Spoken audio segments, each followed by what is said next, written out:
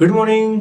स्वागत है आपका अपने प्यारे favourite YouTube channel RBSC online classes में। आपके इस अपार प्यार और सपोर्ट की वजह से हमें दिन ब दिन एक नई ऊर्जा, एक नया मोटिवेशन मिलता है और उम्मीद करता हूं कि आप इसी प्रकार से अपना प्यार और स्नेह हम पर बनाए रखेंगे। फ्रेंड्स, हम बात कर रहे थे 12th बायो में, जो टॉपिक था हमारा अलैंगिक जनन। ठीक है, अलैंगिक जनन में हमने सबसे पहले इनके प्रकारों के ऊपर बात की थी। उसमें हमने देखा था कि अलैंगिक जनन पादपों में किस प्रकार से होता है, यानी कि पादपों में जो अलैंगिक जनन है उसके ऊपर हमने चर्चा की थी कि किस प्रकार से तनों के द्वारा, जड़ के द्वारा और पत्ती के द्वारा, और फिर हमने बात की थी जननांगों के द्वारा जो अलैंगिक जनन है वो होता है ना। तो पादपों को हमने एकदम अच्छे से देखा है। आज हम बात कर रहे हैं कि जो प्राणी हैं, जंतुओं में किस प्रकार से अलैंगिक जनन की प्रक्रिया कंप्लीट होती है। तो देखिए, जंतु जो भी हैं, उन जो लोअर एनिमल्स हैं, निम्न जो प्राणी हैं, उनमें अलैंगिक जनन की कई सारी विधियां हैं, जिनमें से जो महत्वपूर्ण और जो मेन जो विधियां हैं उनको आज हम लेकर के चर्चा कर रहे हैं। तो देखिए फ्रेंड्स, सबसे पहले हम आज बात कर रहे हैं अलैंगिक जनन की। पहली जो विधि है वो है विखंडन। कौन सी है? विखंडन, यानी कि फ्रेगमेंटेशन। इसमें आप कह सकते हो फिजन, इसको टूटना कह सकते हो। विखंडन का मतलब है अलग अलग टुकड़ों में, यानी कि सेगमेंट्स में, पीसेस में बट जाना। तो विखंडन को आप याद रखने के लिए आपको बता रहा हूं टूटना। तो इससे आप अच्छे से दिमाग में रख लोगे कि विखंडन का मतलब है कहीं ना कहीं टूटने की एक्टिविटी हो रही है ना।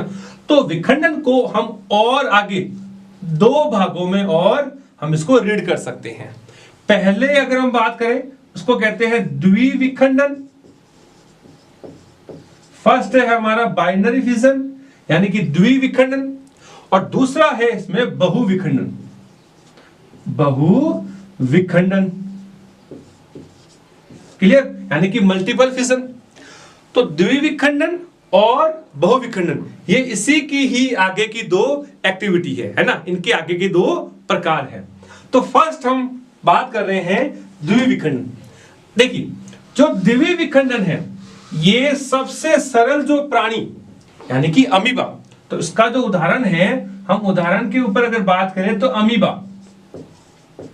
अमीबा इसका बेस्ट एग्जांपल है। तो अमीबा की जो स्ट्रक्चर है उसको हम देख लेते हैं पहले। ये अमीबा एक स्वच्छ जलीय एक प्राणी है, एक निम्न जो प्राणी है वो है। इस अमीबा में इनकी जो आकृति है वो अनियमित होती है, ये हमें पता है ना। तो अमीबा जब पूर्ण विकसित जब हो जाता है तो उसके अंदर जो द्विविखंडन है वह क्रियाविधि कंप्लीट होती है। देखिए किस प्रकार से कि जब ये एकदम से विकसित हो जाता है ना, पूर्ण वेल मैच्योर जब हो जाता है, तो अमीबा के जो केंद्रक है वो केंद्रक थोड़ा सा ऐसे इलोंगेट हो जाता है, यानी कि डंबल्स लाइक। क्या हो जाता है फ्रेंड्स कि डंबल्स लाइक स्ट्रक्चर में ये इलोंगेट हो जाता है, यानी कि थोड़ा सा खिंचता है। क्लियर। जब केंद्र का आकार बड़ा हो जाता है और वो खिंचता है तो इनके ऊपर दबाव पड़ता है। किस प्रकार? यानी कि जब रबड़ जो होता है ना, रबड़ को जब अपन खींचते हैं तो एक लेवल तक तो ठीक है, उससे ज्यादा अगर हो तो उसके एक के दो टुकड़े बन जाते हैं, है ना। तो इसी तरीके से अमीबा जो है, इस अमीबा के अंदर जो केंद्रक है उस केंद्रक में इस प्रकार से खिंचाव पड़ने से दोनों जो केंद्रक है वो फाइनली अलग अलग हो जाते हैं, कुछ इस तरीके से। क्लियर।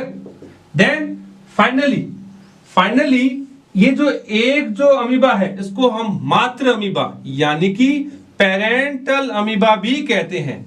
इस मातृ अमीबा से आगे दो छोटे छोटे यानी कि जो पुत्री जो अमीबा है उनका निर्माण हो जाता है कुछ इस तरीके से। इनको कहते हैं पुत्री अमीबा, यानी कि डॉटर अमीबा इनको कहा जाता है। एक बार पुनः रिपीट कर देता हूं कि अमीबा के अंदर द्विविखंडन, द्वि का मतलब है दो, विखंडन का मतलब है टुकड़े, अर्थात एक जो बॉडी है उस एक बॉडी से दो टुकड़े बन जाना। क्लियर? होता क्या है जब अमीबा, देखिए ये अमीबा का होता है केंद्रक, क्लियर? ये इसकी कोशिका झिल्ली, कोशिका झिल्ली, ओके, और ये इसका होता है अपने जीव द्रव्य। जब अमीबा एकदम से वेल मैच्योर हो जाता है, पूर्णतः विकसित हो जाता है, तब इसका जो केंद्रक है, इन केंद्रक में खिंचाव पड़ता है, टेंशन, यानी कि आपस में एक दूसरे में ऐसे खींचा जाता है। खींचने से जो अमीबा का जो केंद्रक है, ये केंद्रक दो अलग अलग टुकड़ों में विभेदित हो जाता है और इससे फाइनली दो छोटी छोटी अमीबाओं का निर्माण हो जाता है, यानी कि दो पुत्री अमीबा का निर्माण हो जाता है। क्लियर? अगर आप लोग इसका स्क्रीनशॉट लेना चाहे तो स्क्रीनशॉट ले लें। देन अब हम आगे बात कर रहे हैं बहुविखंडन। देखिए जिस प्रकार से द्विविखंडन होता है उसी तरीके से बहुविखंडन की प्रक्रिया लगभग सेम है। क्या? अब हम ले रहे हैं बहुविखंडन। बहुविखंडन, क्लियर? मल्टीपल फिजन, और मल्टीपल फिजन यानी कि बहुविखंडन का जो बेस्ट उदाहरण है वो उदाहरण होता है प्लाज्मोडियम। प्लाज्मोडियम कौन है? प्लाज्मोडियम। ओके, अब देखिए प्लाज्मोडियम जो है वो वैसे तो दो प्रकार से जनन करता है, अलैंगिक भी करता है और लैंगिक भी करता है। क्लियर? लेकिन अब हम यहां बात कर रहे हैं अलैंगिक जनन की। तो अलैंगिक जनन में जब प्लाज्मोडियम जो है वो लगभग इस प्रकार की एक संरचना होती है और ये इसका होता है केंद्रक। अब देखिए सबसे पहले इसका जो केंद्रक है, ये केंद्रक बहुत सारे केंद्रकों में टूट जाता है, वो भी मुक्त केंद्रकीय विभाजन से। यानी कि इस प्लाज्मोडियम में फ्री न्यूक्लियर डिवीजन होता है। क्या होता है? फ्री न्यूक्लियर डिवीजन, जिनसे क्या हो जाता है? बहुत सारी पुत्री केंद्रक बन जाते हैं। क्या बन जाती है? पुत्री केंद्रकों का निर्माण हो जाता है। अब देखिए लगातार कोशिका का आकार तो वही है, लेकिन अंदर केंद्रकों की संख्या बढ़ती रहने से इनकी जो वॉल है, वॉल पर प्रेशर पड़ता है, एक दबाव पड़ता है। क्लियर? जब इनकी वॉल पर प्रेशर या दबाव पड़ता है तो इनकी वॉल जो है वो ब्रेक डाउन हो जाती है, यानी कि फट जाती है, और जितने भी जो पुत्री प्लाज्मोडियम है वो सारे के सारे बाहर मुक्त हो जाते हैं। तो अब इनको क्या कहेंगे? अब इनको कहते हैं पुत्री प्लाज्मोडियम। तो जो भी ये बाहर हुए हैं रिलीज, इनको कहते हैं पुत्री प्लाज्मोडियम कहा जाता है, यानी कि डॉटर प्लाज्मोडियम्स कहते हैं। देखिए बच्चों, अगर आपको याद हो तो जब मलेरिया बीमारी होती है तो मलेरिया जो बुखार है वो इसी प्लाज्मोडियम की वजह से होता है, और हमें एक रिपीट फीवर आता है ना, रिपीट हमें बुखार आता है, और जब भी बुखार आता है इसका मतलब जो प्लाज्मोडियम है वो अपनी संख्या को बढ़ा रहा है। क्लियर? और देन हमें उसमें फीवर की अनुभूति होती है या हमें फीवर आता है। तो फ्रेंड्स, टॉपिक जो है हमारा बहुविखंडन, उसको मैं दोबारा से रिपीट कर देता हूं। ये प्लाज्मोडियम के अंदर पाया जाने वाला एक कॉमन प्रोसीजर है, इसमें जो मात्र प्लाज्मोडियम है यानी कि पेरेंटल जो प्लाज्मोडियम है उसमें मुक्त केंद्रक विभाजन क्या होता है? मुक्त केंद्रक विभाजन। और मुक्त केंद्रक विभाजन यानी कि फ्री न्यूक्लियर डिवीजन होने से बहुत सारे केंद्रक बन जाते हैं, और ये इनकी संख्या लगातार बढ़ती रहने से इनकी वॉल यानी कि भित्ति पर इफेक्ट पड़ता है और ये ब्रेकडाउन होकर के सारे बाहर रिलीज हो जाते हैं, और प्रत्येक एक जो है वो पुनः आगे जाकर के वापस प्लाज्मोडियम में चेंज हो जाता है। क्लियर? नेक्स्ट अब हम आगे बात करें, जो हमारी अगली जो विधि है वो है मुकुलन। नेक्स्ट जो अलैंगिक जनन का जो टॉपिक है उसके हम बात कर रहे हैं, वो है हमारा मुकुलन, यानी कि असेक्सुअल रिप्रोडक्शन बाय बडिंग। तो इसको बड या बडिंग भी बोलते हैं, बडिंग। क्लियर? अब देखिए इसका जो बेस्ट और अच्छा एग्जांपल है वो है हाइड्रा। कौन है? हाइड्रा। हाइड्रा जो जलीय जीव है उसके अंदर ये मुकुलन के द्वारा जो प्रोसीजर है वो पाया जाता है। देखिए हाइड्रा जो है ये कुछ एक इस प्रकार की स्ट्रक्चर के रूप में पाया जाता है और ये ऐसे,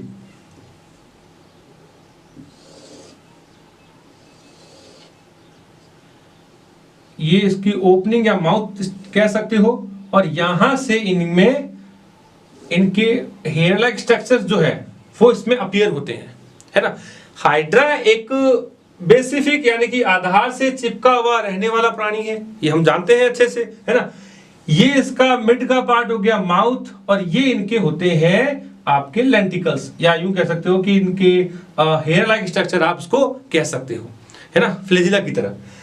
एक हाइड्रा जब वेल मैच्योर जब हो जाता है तो इससे एक आउटग्रोथ के रूप में ऐसे स्ट्रक्चर डेवलप होती है, ऐसे।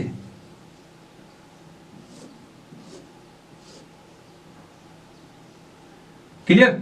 इस स्ट्रक्चर को कहा जाता है मुकुल, यानी कि बड।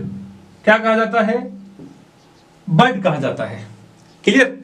और ये जो हाइड्रा है ना, इस हाइड्रा के ऊपर ये बड धीरे धीरे यही, यानी कि मदर जो है, ये मदर एक्सिस कह सकते हो, इसी के ऊपर रह करके ये धीरे धीरे साइज में और इंक्रीज करता है।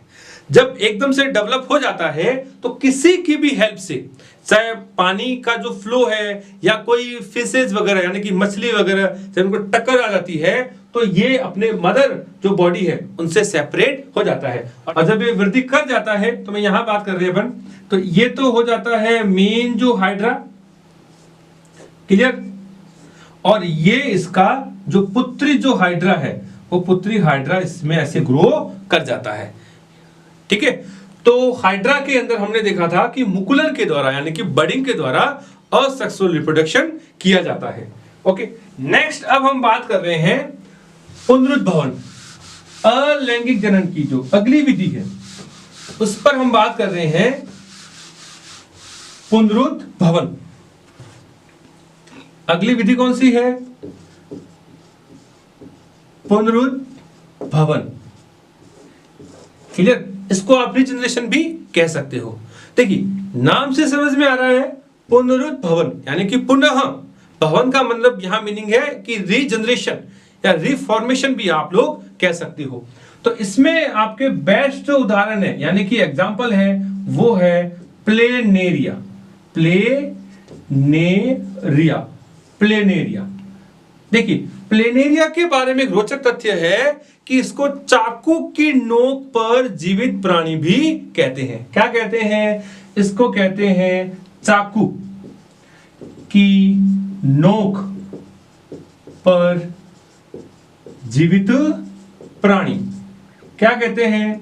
चाकू की नोक पर जीवित प्राणी भी कहा जाता है। मतलब कि इसके जितने भी टुकड़े करें, हर एक टुकड़े में अगर विशेष कोशिका है, वो विशेष कोशिका जो इसका पुनः से निर्माण कर दे, यानी कि वापस से रीजनरेशन इसका कर दिया जाए।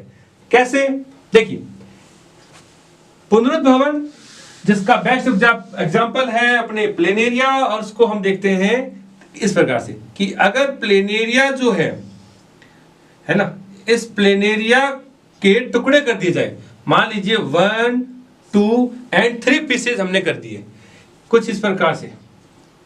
ये इसका शीर्ष यानी कि हेड भाग, ये इसका मिड यानी कि मध्य का भाग, और ये है इसका लोअर यानी कि टेल वाला पार्ट। तो इनकी ये विशेषता होती है कि इनके शरीर में वह कोशिका अगर है इन सब में है तो वो इनका दोबारा से निर्माण कर देती है, यानी कि पावरफुल इतनी होती है इनकी सेल्स कि वापस से नए के नए जीव का निर्माण कर लेती है। कुछ इस तरीके से कि इससे एक नया प्लेन एरिया बन जाएगा, इससे भी एक नया प्लेन एरिया बन जाएगा और इससे भी एक नया प्लेन एरिया बन जाता है। इट मींस कि इसके जितने भी हम खंड करें तो प्रत्येक जो खंड है ना, उस हर एक खंड से एक नया जीव बन जाता है। तो इन सबको क्या कहेंगे? इन सबको कहते हैं अपने पुत्री प्लेन एरिया, और ये होता है अपने मात्र, इनको आप मात्र प्लेन एरिया कह सकते हो। समझ में आई बात? रिपीट कर लेता हूं कि पुनरुद्भवन यानी कि रीजनरेशन के अंदर अपने बेस्ट एग्जांपल है प्लेन एरिया, और प्लेन एरिया की ऐसी विशेषता होती है कि इसके जितने भी टुकड़े कर दिए जाए, है ना, तो हर एक जो टुकड़ा है, हर एक जो पीस है, वो एक नए प्लेन एरिया में चेंज हो जाता है। तो अगर आप इसका स्क्रीनशॉट लेना चाहें तो ले लें। और हम नेक्स्ट बात कर रहे हैं, हमारा जो अगला जनन है वो है स्पोर के द्वारा, यानी कि बीजाणुओं के द्वारा जनन। देखिए, अलैंगिक जनन का ये अब आखिरी पॉइंट है जिसमें हम बात कर रहे हैं बीजाणु यानी कि स्पोर के द्वारा। देखिए फ्रेंड्स, जो बीजाणु है, इन बीजाणुओं में कई सारी स्ट्रक्चर आती है, बट अपने बात कर रहे हैं फर्स्ट ऑफ ऑल चल बीजाणु।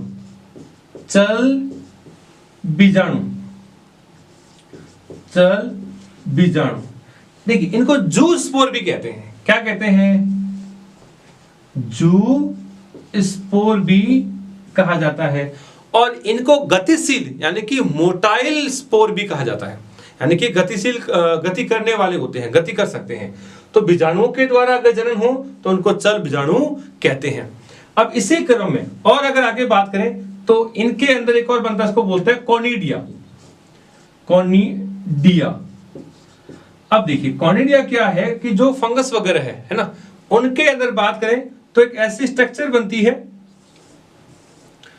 और इनका जो टॉप पार्ट है इस तरीके से, तो इनके टॉप पार्ट्स को कहते, इन एक पीस को कहते हैं कॉनिडिया, ये है ना, और इनके पूरे को बोलते हैं कॉनिडियोफोर या कॉनिडियोधर कहते हैं। तो ये जब एक पीस अलग जब हो जाता है इस तरीके से, तो ये आगे जाकर के एक नए जीव का निर्माण कर लेता है, जैसे पेनिसिलियम वगैरह। तो उनके अंदर कॉनिडिया के द्वारा जनन की प्रक्रिया को कंप्लीट किया जाता है।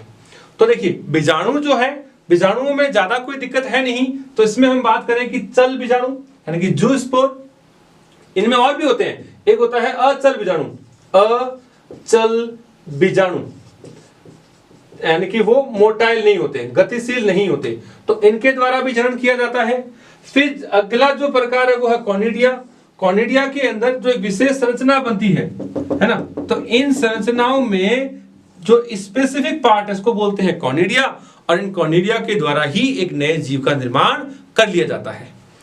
और इसके अंदर अब आखिरी जो पॉइंट है, इस आखिरी पॉइंट के ऊपर बात करें तो बीजाणुओं के अंदर एक स्ट्रक्चर है, और ये बेस्ट एग्जांपल है हमारे स्पंज का।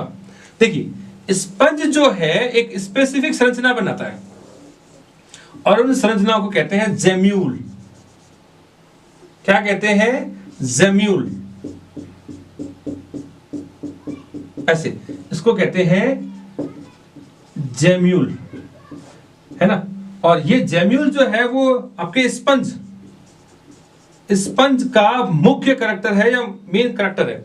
तो स्पंज जो है उनके अंदर विशेष परिस्थितियां आती है, तो उस परिस्थितियों में ये जो केंद्र का जो अनुवांशिक जो भाग है ना, ये विशेष संरचना बना लेता है, इसको कहते हैं जेम्यूल।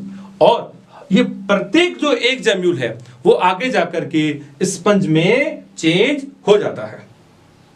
तो बच्चों, आज हमने प्राणियों में जो अलैंगिक जनन है ना, उसके ऊपर हमने देखा था।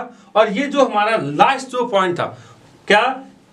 अलैंगिक जनन बीजाणु यानी कि स्पोर के द्वारा, जिसमें हमने देखा अभी चल बीजाणु, अचल बीजाणु, कॉनिडिया, और अभी हमने लास्ट बात की है जेम्यूल के द्वारा। और जेम्यूल का जो उदाहरण है वो होता है अपने स्पंज, कि स्पंज के अंदर जो अलैंगिक जनन है, उस अलैंगिक जनन की जो बेस्ट विधि है वो होती है जेम्यूल के द्वारा। और इसी जेम्यूल से आगे से आगे इनकी संख्या लगातार बढ़ती रहती है। क्लियर? तो देखिए अलैंगिक जो जनन है उसको एक बार मैं शॉर्ट में दोबारा से आपके सामने डिस्कस कर रहा हूं, देन हम आगे बात करेंगे लैंगिक जनन को डिटेल से। देखिए अलैंगिक जनन जो है, अलैंगिक जनन, तो अलैंगिक जनन को आज हमने देखा है कि कितने प्रकार से होता है प्राणियों में। सबसे पहले तो हमने देखा है विखंडन, विखंडन। क्लियर? और विखंडन को भी हमने दो भागों से अध्ययन किया था। एक होता है हमारा द्विविखंडन, द्विविखंडन, और फिर हमने देखा था बहुविखंडन, बहुविखंडन। क्लियर? फिर हमने देखा था मुकुलन के द्वारा, मुकुलन के द्वारा, और फिर हमने देखा था पुनरुद्भवन, पुनरुद्भवन यानी कि रीजनरेशन, और लास्ट में हमने देखा था बीजाणु यानी कि स्पोर्स के द्वारा। द्विविखंडन में हमने उदाहरण के ऊपर बात की थी, इसका उदाहरण है बेस्ट अमीबा। बहुविखंडन में हमने उदाहरण देखा था प्लाज्मोडियम, प्लाज्मोडियम। क्लियर? मुकुलन में हमने उदाहरण देखा था हाइड्रा। पुनरुद्भवन में हमने उदाहरण देखा था प्लेनेरिया, प्लेनेरिया। और बीजाणु के अंदर काफी सारे उदाहरण थे, और उसमें एक जो विधि थी वो थी स्पंज, जेम्यूल, जेम्यूल। और जेम्यूल में हमने उदाहरण देखा था वो था हमारा स्पंज। तो फ्रेंड्स उम्मीद करता हूं कि आज का जो ये टॉपिक था अलैंगिक जनन, प्राणियों में अलैंगिक जनन क्या है पूरा, कि प्राणियों में अलैंगिक जनन, वो टॉपिक आपको अच्छे से समझ में आया होगा। अगर आपको वीडियो पसंद आए, आपको समझ में आ रहा हो, तो आप ज्यादा से ज्यादा लाइक्स करें, शेयर करें और चैनल को ज्यादा से ज्यादा सब्सक्राइब करें। Thank you so much.